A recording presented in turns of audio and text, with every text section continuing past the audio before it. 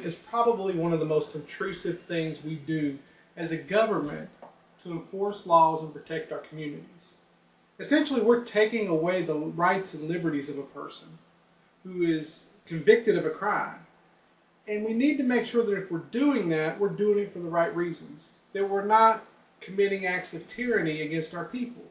This was a big concern when we founded our government, and it's still a big concern today. So what we're going to talk about in this video is, why do we punish? And to get that question started, I want to introduce you to my daughter, Ariel Smith. Why do we punish people? Because they're being so mean and stuff. Like, for example, if your mom punishes you, you are being really mean, so you have to punish them. And another example is because if you get in trouble with the police officer and you have to be punished, it's because you did something very, very, very wrong, and you do not do that stuff. So that's why we punish people. Thank you, Ariel. I think she has a really good point. One of the foundational principles of punishment is the idea of retribution. You did something bad, and now you deserve to be punished for it. It's the old eye for an eye mentality, and it's really drove correctional and criminal justice practices for thousands of years. Here more recently, we've come up with some other reasons, though, why it might be effective and a good practice to punish people who commit crimes and violent actions. Another one besides just retribution would be deterrence. Deterrence simply means that I am preventing you or someone else from committing a future crime by punishing you for the crime that you've already committed. Now, this has two different flavors. The first one is specific deterrence. That basically means that if you commit a crime and we punish you, you're less likely to commit that crime or another crime in the future because you don't want to be punished again. Second flavor of that is general deterrence. That's where other people see you get punished. So I see on TV someone get arrested for a crime. I see on CSI that they got all these great forensic techniques, and so I decide not to kill somebody. That would be general deterrence. The idea that you or someone else is less likely to commit a crime because we punished you. Another idea or philosophy behind punishment is the idea of incapacitation. According to incapacitation, we know, and we've known this for a long time, research has played this out a lot, and anybody that's worked in the criminal justice system will tell you the same. Judges, attorneys, police officers, correctional officers, they'll all tell you the same thing. You see the same people in this revolving door we call the criminal justice system. It's a very small percentage of the population that is responsible for committing the vast majority of crimes. So under the philosophy of incapacitation, if we take that small percentage of the population that's actually committing crimes and we lock those people up, they're not in our communities and they're not able to commit crimes in our communities again. It's just what it sounds like. It's basically saying we're going to warehouse you, and that way we're safe from the crimes you would commit because you're not in our community and you don't have access to our community to victimize it anymore. One of the newer philosophies that came out in the last 50 years or so is something called rehabilitation. The idea that, look, we're locking these people up, and we have to be honest with ourselves. Most people who enter the criminal justice system, who are found guilty of crimes, are going to one day be released back into our communities. Now, we can warehouse them for a while and release them later. It's really expensive. And what kind of person are we releasing back into the community if we've done nothing to make them a better person?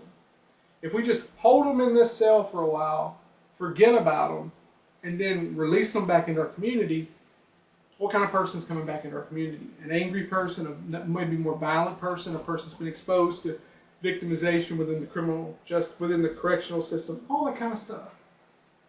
So we need to spend our time and our money targeting ways that we can effectively change the offender's behavior so that we don't have to pay for 20, 30-year sentences where we're paying medical bills, we're paying housing, we're paying guards to watch them, we're paying to feed them, and they're not paying any taxes or taking care of their families or any of their responsibilities. So rehabilitation is the idea that if we institute certain correctional programming, we can make meaningful changes in the offender's life so that they're less likely to go out there and commit a new crime. so that we can release them back in the community where they can raise their children, take care of their commitments, have a job, pay taxes, contribute to society, because we have rectified whatever it was causing them to commit crimes in the first place.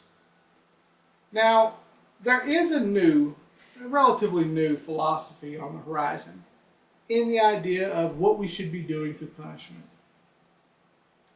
And this idea basically comes from the concept that when somebody commits a crime, society as a whole is harmed, of course. We all feel the complexities of that. We all get scared if there's a big crime spree in our community, or we know a neighbor got hurt, or it impacts us all. But who does it impact most, and most directly? The actual victim. And so there's a new philosophy that says, hey, you know what? We should be spending our time trying to figure out how we can make the victim whole. How we can undo the damage that was caused by this person's criminal actions. And so there's a whole lot of programs in restitution and community service and all those kinds of things that we can engage in to create avenues for the person who committed the crime to actually help heal the victim and heal that direct community. These are the universally accepted philosophies of punishment. These are important because if we punish without reason, if we punish just to get even, then we're engaging in behavior that can actually be counterproductive and cause more violence, and we've seen that play out throughout the ages. Plus, if we're a government built on democracy and built on the idea of individual rights, then we need to uphold those individual rights. And that means that even when a person is convicted of a crime, they're still a human being. And we need to be understanding why we are punishing them and what we're wanting to get from it.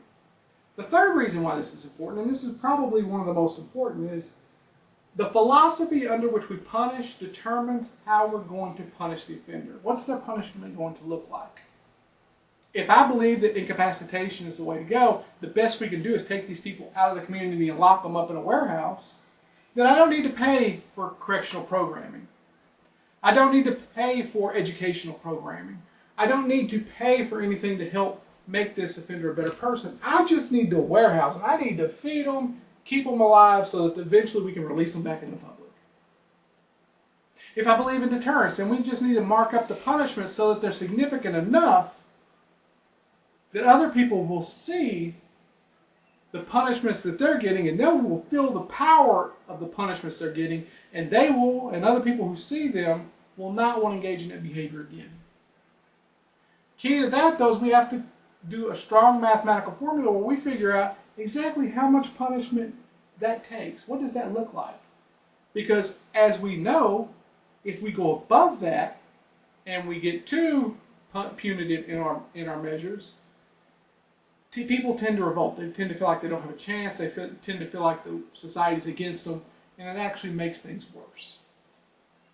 If we believe rehabilitation is our key goal, then we're going to focus on keeping the offender in the community through probation, parole, things like that as much as possible, drug court, all those kinds of programs.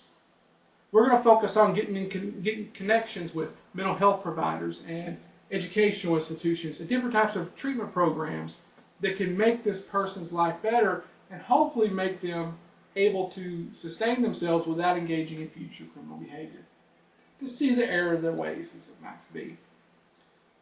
Or if we believe that the function should be to try to make this victim whole, then we need to focus on how can we create avenues for restitution to be paid. If this person's locked up in prison, it doesn't matter if he's court ordered to pay restitution to this victim or not. The victim's not going to see anything because where's he going to get money in prison? So for all these reasons, it's really important that we understand these philosophies. With that, that's all I really got for you. I'll see you next week. Have a great one.